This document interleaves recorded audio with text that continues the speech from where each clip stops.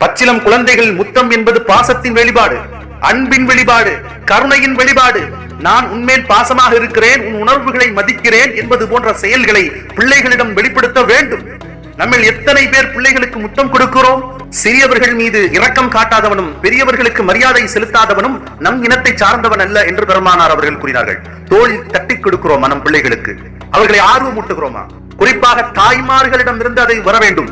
பச்சிலம் குழந்தைகள் பால் ஊட்டும் போதே அந்த தாய்மார்கள் அவர்களுக்கு நல்ல சிந்தனைகள் அவர்களுடைய எண்ணத்தில் பிறக்கப்பட வேண்டும். குழந்தை பால் அருந்தும் பருவத்தில் இருந்தால் தாய் தான் அக்குழந்தைகளுக்கு மிக உரிமையான படைப்பாளர்.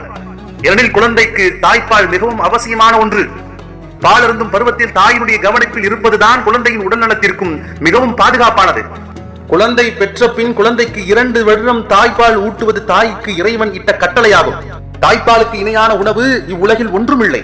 பூமியில் பிறக்கும் ஒவ்வொரு குழந்தைக்கும் இறைவன் கொடுக்கும் அருள் கொடையே தாய்ப்பால். தாய்ப்பாலில் நோய் எதிர்ப்பு சக்தியும் புற்றுநோயை தடுக்கும் ஆற்றலும் உள்ளதாக அறிவியல் விஞ்ஞானிகள் கண்டுபிடித்திருக்கிறார்கள்.